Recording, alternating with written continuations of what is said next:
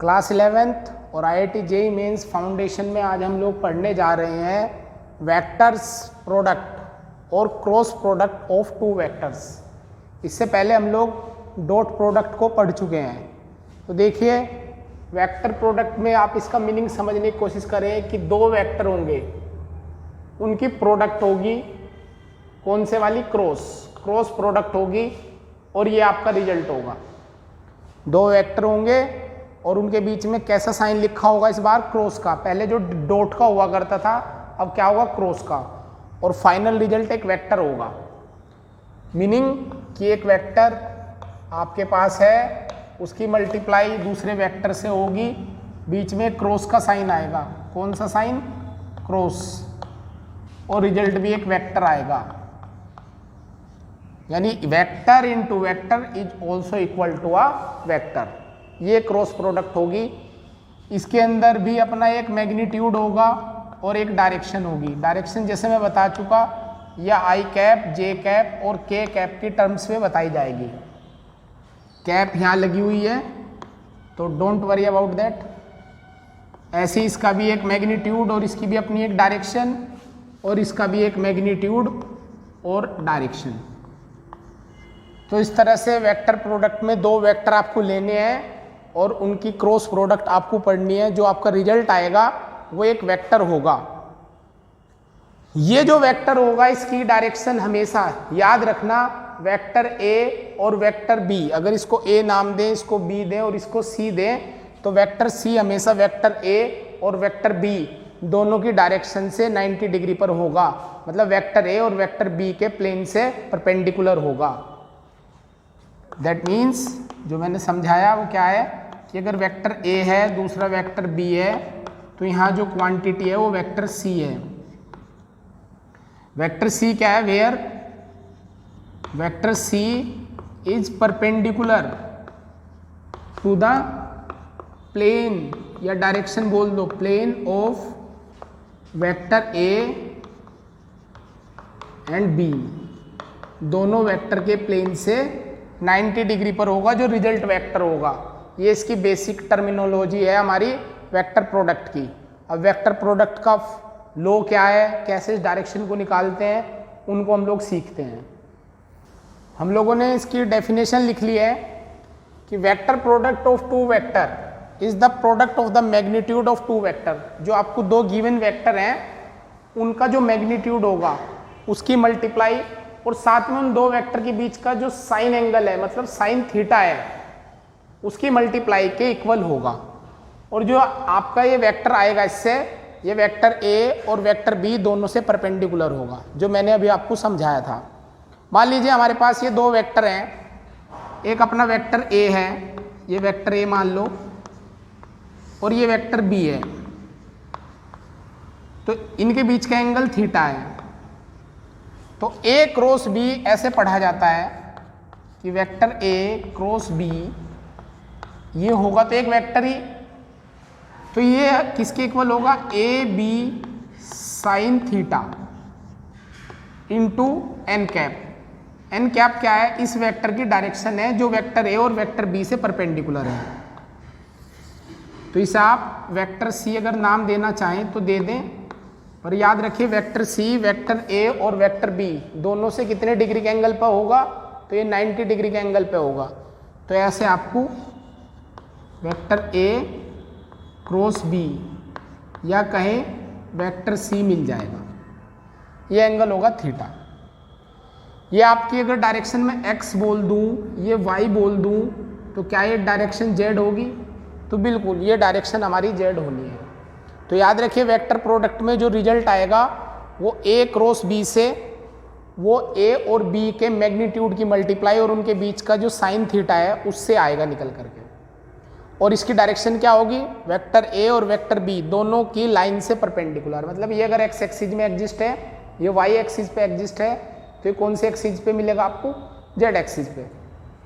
इसको हम लोग राइट हैंड स्क्रू रूल से कैलकुलेट करते हैं। राइट हैंड थंब रूल या स्क्रू रूल आप लोग मान सकते हैं, और मैं इसको फ्लेमिंग लेफ्ट हैंड रूल से भी बता सकता हूँ। आप लोगों ने 10th में पढ़ा होगा फ्लेमिंग लेफ्ट हैंड रूल।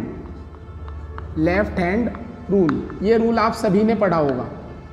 तो देखिए फ्लेमिंग लेफ्ट हैंड रूल से कैसे आप इसको कैलकुलेट करेंगे।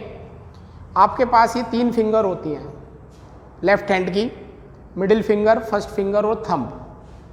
तो ये जो क्वांटिटी है आपकी और ये जो क्वांटिटी है और ये जो रिजल्ट क्वांटिटी है जिसे वेक्टर सी कह रहे हैं, तो इन्हें कैसे याद रखेंगे आप। ये जो फर्स्ट क्वांटिटी है ये आपकी मिडिल फिंगर होगी, ये सेकंड वाली जिससे मल्टीप्लाई की जा रही है जो यहाँ पे लिखी हुई ये आपकी फर्स्ट फिंगर या 4 फिंगर, और जो रिजल्ट है वो थंब होगा। तो इस केस में देखिए वेक्टर ए आपका X axis middle finger, vector B आपका 4 फिंगर या फर्स्ट फिंगर, तो थंब ऐसे आ जाएगा। तो ये कुछ ऐसा डायग्राम होगा, आप इसको पेन के हेल्प से भी निकाल सकते हैं।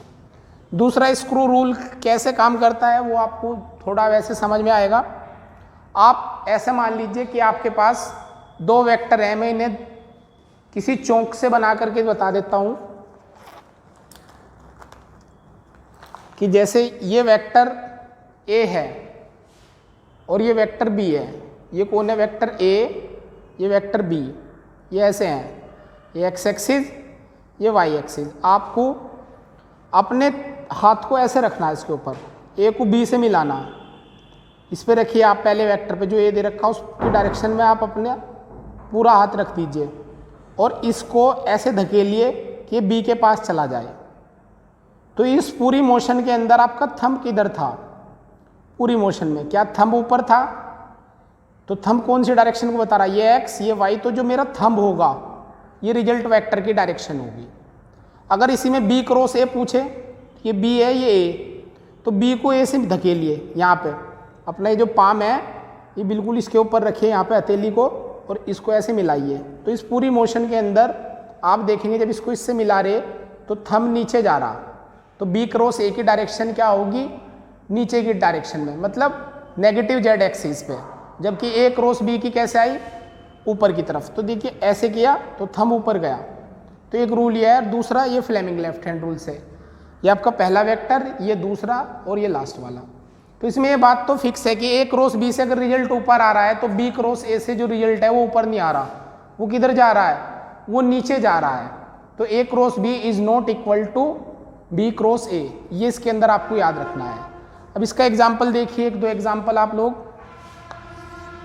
Example torque. टॉर्क अभी आपको शायद ना पता हो, टॉर्क एक तरह से बॉडी को घुमाने वाला फोर्स होता है।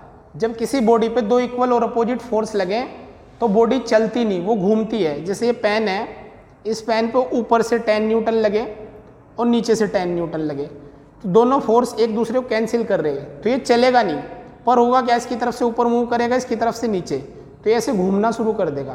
तो इस तरह से घुमाने वाले फोर्स को हम लोग टॉर्क बोलते हैं। और टॉर्क का फॉर्मूला होता है फोर्स इनटू डिस्प्लेसमेंट, तो F क्रॉस R। आगे चैप्टर में आप इसे पढ़ते हैं, ये एक वेक्टर क्वांटिटी है, force cross displacement is called torque, ये इसका सिंबल होता है टॉर्क का। जबकि कब इनके बीच में ही अगर ये आ जाता, डॉट आ जाता, तो ये एक स्केलर क्वांटिटी हो जाती है और इसका रिजल्ट वर्क होता। तो इतना बड़ा डिफरेंस होता है हमारा कि क्रॉस और डॉट लगने से रिजल्ट बदल जाते हैं उन्हीं वेक्टर के बीच में। वेक्टर वही है, देखिए ये भी एफ ये आर, ये एफ ये आर, पर डॉट लगते ही ये रिजल्ट वर्क, एक स्केलर क्वांटिटी, और क्रॉस लगते ही क्या आ गया, क्रॉस लगते ही आ गया अपना एक वेक्टर क्वांटिटी। तो इस तरह से होता है। और एग्जाम्पल वेलोसिटी, ये R cross omega, radius into angular velocity का रिलेशन इस तरह से आता है। Tau equal to I alpha, F equal to I B L sine theta, इस तरह के बहुत सारे एग्जाम्पल आप लोग पढ़ते जाते हैं। जैसे मैग्नेटिक फोर्स का फॉर्मूला होता है vector F equal to I L cross B, ये आई यहाँ पे ऐसे जैसे 2, 3, 4 हो, एक स्केलर क्वांटिटी। तो मैंने आपको 3 एग्जाम्पल भी इसके बता दिए, और भी बहुत सारे एग्जाम्पल हैं, A T equal to R alpha. तो चलते जाएंगे, आप चैप्टर वाइज इनको पढ़ते जाएंगे। अब इसको आप लोग नोट करिए, मैं 1 बाय 1 इसकी आपको प्रॉपर्टीज सिखाता हूँ बेटा, समझ में आ गई ना आपको। ये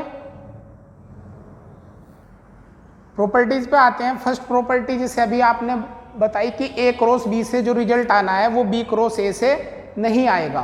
तो हम लोग बोल सकते हैं कि इट इज नॉट कम्यूटेटिव, कि ए क्रॉस बी का जो रिजल्ट है वो बी क्रॉस ए के रिजल्ट के इक्वल नहीं है, बिल्कुल भी, बिल्कुल इक्वल नहीं है। किसके इक्वल है ये? अगर इससे आपको डायरेक्शन अपवर्ड मिलती है तो इससे नीचे को मिलती है बी क्रॉस ए, तो यहाँ पे आप नेगेटिव साइन लगा सकते हैं। A cross B is equal to minus B cross A. Negative sign क्यों? क्योंकि मैंने बताया था कि अगर ये वेक्टर ए हो मैग्नीट्यूड में तो नीचे की साइड ये माइनस ए होगा। मैग्नीट्यूड तो दोनों का सेम है, इसका भी ए बी साइन थीटा, इसका भी ए बी साइन थीटा, पर इससे डायरेक्शन अपवर्ड आ रही है यानी प्लस जे, तो इससे माइनस जे आएगी। तो इस तरह से आपने पहली प्रॉपर्टी देख ली। दूसरी प्रॉपर्टी, काम की प्रॉपर्टी पे आ रहे, अगर दोनों वेक्टर पैरेलल हो, if vector A and B are parallel to each other, अगर दोनों वेक्टर कैसे हैं? एक दूसरे के पैरेलल। तो पैरेलल होने का मतलब चाहे इनकी लेंथ कितनी भी हो, एंगल कितने डिग्री होता है हमेशा? तो आप कहोगे सर एंगल होता है 0 डिग्री। तो एंगल 0 होने से आपने जब ये फॉर्मूला सेट किया A cross B equal to A B sine theta, तो क्या साइन 0 की वैल्यू 0 होती है? तो बिल्कुल। तो इनकी जो क्रॉस प्रोडक्ट होगी या वेक्टर प्रोडक्ट होगी उसका रिजल्ट क्या मिलेगा हमें? तो वो रिजल्ट होगा 0। कब? जब दोनों वेक्टर एक दूसरे के पैरेलल में रखे गए हों। अगर इसको हम लोग चेक करें यूनिट वेक्टर के लिए, क्योंकि उसमें भी चेक किया था हमने for unit vector, unit vector के लिए आप इसे चेक करना चाह रहे हैं। मान लीजिए 2x डायरेक्शन है, मेरे पास i क्रॉस i है, तो जब इस फॉर्मूले को आप ओपन करोगे तो मैग्नीट्यूड लिखते हैं इस साइड, i का मैग्नीट्यूड 1, दूसरे i का भी 1 इंटू साइन 0। तो साइन 0 होने की वजह से डायरेक्शन कुछ भी थी, रिजल्ट की आंसर भी क्या है मिलेगा? 0। तो आप कह सकते हैं कि i cross i, j cross j और k क्रॉस k, इनका आंसर कितना आता है? हमेशा 0। ये मोस्ट इंपॉर्टेंट प्रॉपर्टी है। कैप इनके ऊपर लगी हुई है, डोंट वेरी अबाउट दैट कि कैप नहीं लगाई सर, तो कैप लगी हुई है इनके ऊपर। बट यही रिजल्ट जब आपने डॉट प्रोडक्ट में देखा था तो क्या रिजल्ट थे? i dot i, j dot j और k डॉट k, क्या रिजल्ट दे रहे थे? क्या इनका आंसर 1 आ रहा था? तो देखिए डॉट लगते ही आंसर अलग हो जाते थे और क्रॉस लगते ही आगे। तो डॉट प्रोडक्ट और क्रॉस प्रोडक्ट में बड़ा ही मेजर डिफरेंस है, आपको ये थोड़ा ध्यान रख के चलना है। तो हमारी 2 प्रॉपर्टी होगी। तीसरी पढ़ते हैं, जब दोनों वेक्टर एक दूसरे के परपेंडिकुलर हों। थर्ड प्रॉपर्टी में हम ये मान के चल रहे कि ये दोनों वेक्टर कैसे हैं अपने, ये एक दूसरे के परपेंडिकुलर हैं। ये वेक्टर ए है और ये वेक्टर बी है। मैं नहीं बताऊंगा आज आपको कैसे डायरेक्शन निकालते हैं दोनों के बीच की, आपको याद रहनी चाहिए कि टेल को टेल के ऊपर रख के देख लेते हैं, इसको इसके ऊपर रख के देख लो तो ये वेक्टर ए और ये वेक्टर बी, ये 90 बन जाएगा। ये टेल होती है। चलिए, तो जब फॉर्मूला लगाया तो आपको एक चीज़ तो क्लियर थी कि सर थीटा 90 डिग्री होगा। थीटा 90 होगा तो A cross B is equal to क्या लिखेंगे आप? ए बी साइन थीटा, और थीटा की जगह क्या लिख देंगे? 90 डिग्री इंटू डायरेक्शन। डायरेक्शन क्या होगी? ये एन कैप या आई बी हो सकती है, जे बी के बी, इनका कोई कॉम्बिनेशन, क्योंकि ए और बी दोनों से 90 डिग्री होना। तो ए क्रॉस बी किसके इक्वल आ गया? क्या ये ए बी के इक्वल आ गया? इंटू एन कैप डायरेक्शन है, तो ये आ जाएगा हमारा इसका रिजल्ट। मैग्नीट्यूड क्या है इसका? ये तो डायरेक्शन है क्रॉस बी की, ये मैग्नीट्यूड है। तो magnitude of vector A cross B किसके इक्वल आ रहा? मैग्नीट्यूड को इससे रिप्रेजेंट करते हैं, तो क्या ये ए बी के इक्वल आएगा? तो बिल्कुल ये ए बी के इक्वल आ जाएगा। तो इससे जो डायरेक्शन है जो दोनों के परपेंडिकुलर है वो पता की जा सकती है। तो एन कैप यहाँ से क्या आएगी? Direction of A cross B, direction of A cross B तो मैंने पहले बताया था डायरेक्शन ए क्रॉस बी बोल दो या यूनिट वेक्टर बोल दो, बात एक ही है। ये आपकी एन कैप है और ये किसके इक्वल आएगी, ए क्रॉस बी जो भी आए उसको डिवाइड कर दो इसकी वैल्यू से, इससे आप इसकी डायरेक्शन निकाल सकते हैं। याद रखिए एन कैप क्या है, वेक्टर ए और वेक्टर बी दोनों से एक परपेंडिकुलर डायरेक्शन है। क्या है एन कैप, वेक्टर ए और वेक्टर बी से परपेंडिकुलर डायरेक्शन। मैं लिख देता हूं, where N cap is the direction of a vector which is perpendicular to vector A and vector B. Unit vector के लिए बात करें तो ऑर्थोगोनल के लिए फॉर यूनिट वेक्टर तो आई क्रॉस जे, जे क्रॉस के क्रॉस आई क्या होगा। तो इसके लिए बेटा आपको एक रिंग याद रखनी, ये आई, ये जे और ये के। इसे में ऐसे चलना है कि अगर आप आई क्रॉस जे लिखोगे तो आपको ये अगले वाला रिजल्ट मिलेगा। आपको एंटी क्लॉकवाइज घूमना है। I cross J is equal to क्या आ गया, के, कैप इन पे लगी हुई है। जे क्रॉस के करोगे तो क्या मिलेगा, तो आई मिलेगा। तो जे क्रॉस के इक्वल टू आई, और फिर के क्रॉस आई करोगे तो क्या मिल जाएगा, जे। तो K cross I is equal to J. तो इस तरह से आपको मिलेगा। हालांकि हम इसके लिए मैट्रिक्स पढ़ते हैं। क्या पढ़ते हैं, मैट्रिक्स। उस मैट्रिक्स के अंदर ये अपने आप ही सोल्व हो जाते हैं, इसकी कभी ज़रूरत नहीं पड़ती। पर फिर भी अगर पड़ जाए सिंगल क्वांटिटी में तो आप इसको यूज कर सकते हैं। इसमें ये बात याद रखने की रहेगी कि अगर जे क्रॉस आई अगर आप कर दें तो ये फिर माइनस के हो जाएगा। जैसे मैंने बताया था कि A cross B is equal to minus B cross A होता है, बी क्रॉस ए कभी नहीं होता। सेम दूसरे वाले के लिए के क्रॉस जे किसके इक्वल होगा, माइनस आई, और लास्ट आई क्रॉस के इज इक्वल टू माइनस जे। ये उल्टे हो जाते हैं रिजल्ट। तो इस तरह से आपको इन चीज़ों को पढ़ना है। वेक्टर बहुत इंपॉर्टेंट टॉपिक होता है, जैसे मैं पहले भी बता चुका।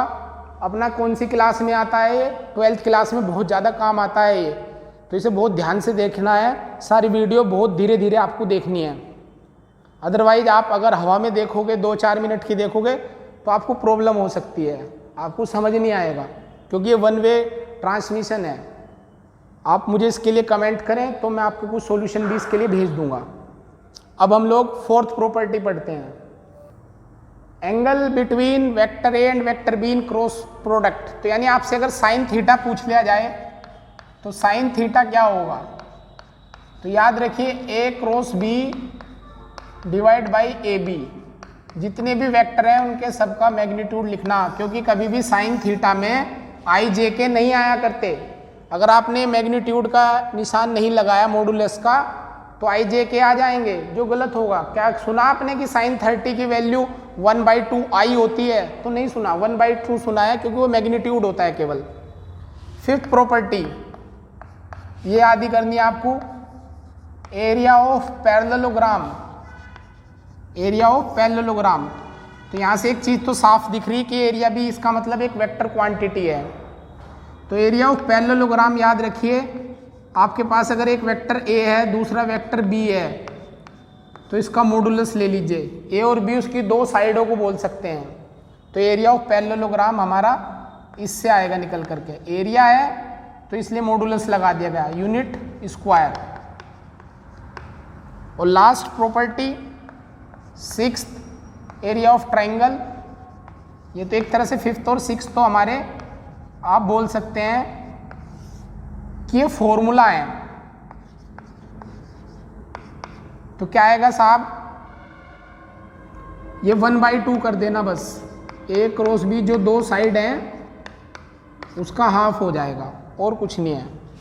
जैसे एग्जाम्पल के तौर पे मैं इस एरिया की भी बता रहा। अभी वेक्टर के क्वेश्चन हम लोग नेक्स्ट वीडियो में लेंगे अपने क्रॉस प्रोडक्ट पे, जो बहुत अच्छे क्वेश्चन होते हैं। जैसे हमारे पास ये कोई कार्टेशियन सिस्टम है, ये अपना एक्स एक्सिस, वाई एक्सिस और ये जेड एक्सिस। यहाँ पे एक्स और वाई प्लेन में ये एक रेक्टेंगल है, जिसकी लेंथ L ब्रेथ B, आपसे एरिया पूछ लिया तो मुझे इतना पता है कि वेक्टर क्या होता है हमेशा, ये वेक्टर I है, ये J है, या आप ऐसे भी बता सकते हैं वेक्टर इक्वल टू उसकी वैल्यू इनटू डायरेक्शन। तो देखिए A है वैल्यू, तो इसका वैल्यू क्या आएगी L इंटू बी, यानी तो आ गया LB विद मैग्नीट्यूड। डायरेक्शन क्या होगी बेटा, तो डायरेक्शन ध्यान रखिए वो इन दोनों से परपेंडिकुलर होगी। ये आपका कौन से एक्सिस पे रखा हुआ है, एक्स पे, ये वाई में, तो एक्स वाई प्लेन में है, तो ये कौन से प्लेन में होगा, रिजल्ट जेड प्लेन में, तो ये के कैप आएगा प्लस माइनस के साथ। इस तरह से आप इसको कर सकते हैं, इस तरह से आप इनको निकालते भी हैं। चाहे तो आप ऐसे भी लिख सकते थे कि vector A is equal to vector L into vector B, length into breadth. ऐसे जब आप लिखते, और मैं यहाँ करके बता देता हूँ इसको, और करके vector A is equal to vector length into vector breadth, पहला वेक्टर लेंथ दूसरा ब्रेथ। लेंथ के लिए क्या लोगे आप, कौन सी डायरेक्शन में जा रहा है इसका मेजरमेंट, तो L इंटू जे कैप, और ब्रेथ इस डायरेक्शन में अगर जाए तो ये ऊपर जा रहा, तो ये क्या होगा आपका ब्रेथ इंटू आई कैप या माइनस आई कैप, तो ये आ गया LB जे क्रॉस माइनस आई, तो ये प्लस के हो जाएगा, तो LB प्लस के। हालांकि ये भी आपको ज़्यादा याद रखने की जरूरत नहीं, अभी इतना रखो वैल्यू इनटू डायरेक्शन, ये प्लस माइनस मैंने लगा दिया जिससे पता लगता है कि ऊपर नीचे कहीं भी हो सकता है। तो एरिया पे बताया ये क्वेश्चन मैंने। नेक्स्ट वीडियो में मैं आपको सारे क्वेश्चन जो बताऊंगा वो वेक्टर प्रोडक्ट पे बताऊंगा, और काफ़ी अच्छे क्वेश्चन होंगे जो आपको आगे बहुत हेल्प करेंगे बेटा। तो थैंक यू बेटा।